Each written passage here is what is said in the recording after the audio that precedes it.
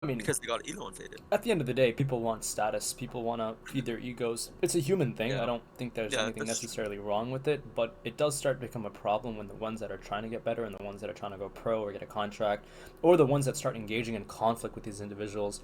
Then it becomes an issue because then you have to address these things. I mean, yeah, there's win traders. There's challenger accounts that are literally designed there. They're made to share. There's shared challenger accounts that are there for elo boosting and win trading. They're Yeah, I literally know. designated for that purpose.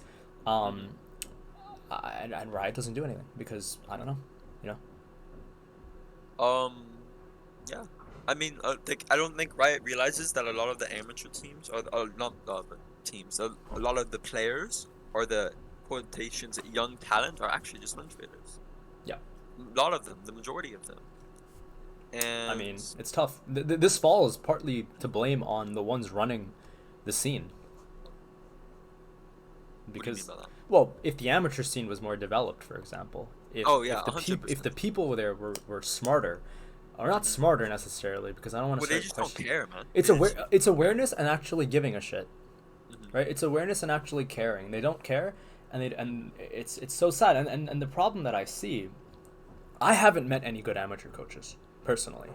Hmm. I haven't met any staff members in the scene from the little experiences that I've had that have been like, wow, this guy's actually good.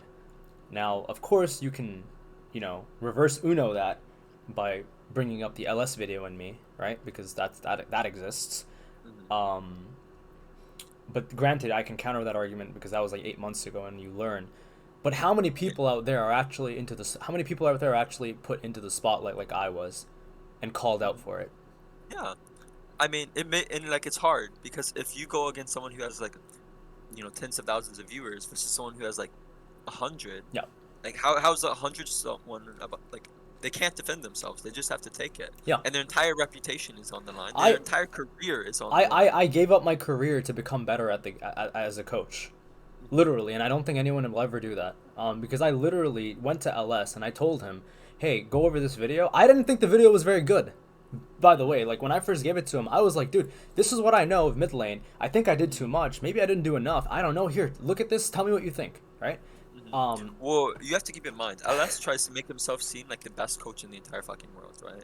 Where the reality of the situation is he exaggerates things way too much, yeah, way yeah. too much. But that's the problem again, right? That doesn't help me in any way because then his chat is also like, "Oh, this guy must be Oh yeah. just that bad." You know? Yeah, because the chat doesn't know any better, Chat so doesn't know they any think better. whatever Yeah, he chat says doesn't know any better. is just Yeah, correct. but there's like such few people out there that would be like, okay, I'm giving you this video. I am prepared to lose everything, like literally everything. I'm prepared to I mean, be yeah. seen as a dog water coach for the remainder of my career. I don't mind. I'm prepared to never make it to a pro team.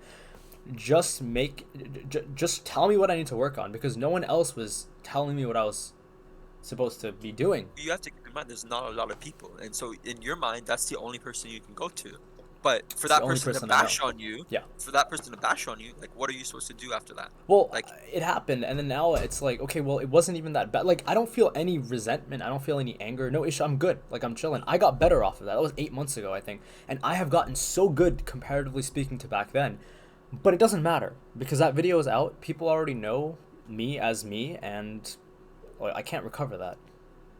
I mean, yeah, but you can try to improve yourself. That's literally all you can. Yeah, yeah. But Just at try the to end of the improve, day, which is what you did. yeah. But at the end of the day, like teams will look at me. They're like, oh, this guy has been. This has been said about this guy a year ago or so. We shouldn't hire him because obviously he doesn't know what he's talking about. But they don't I mean, yeah, understand that because there's. this guy just ruined your career for zero reason. I wouldn't say necessarily ruined because I told him to do it. Hmm. I asked him to ruin my career because I needed him to ruin it because if he didn't if nothing had happened to me, I was never gonna excel. I was never gonna propel myself forward. So it was either ruin my career potentially, or stay stagnant and just be there because no one was telling me what I was doing wrong. I was coaching challenger players that just agreed with everything I said. Hmm. So like, who am I? I can't speak to God to tell me what am I supposed to do. How am I supposed to get better?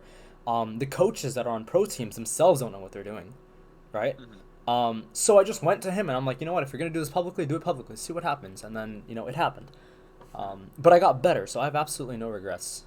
You Hmm. know.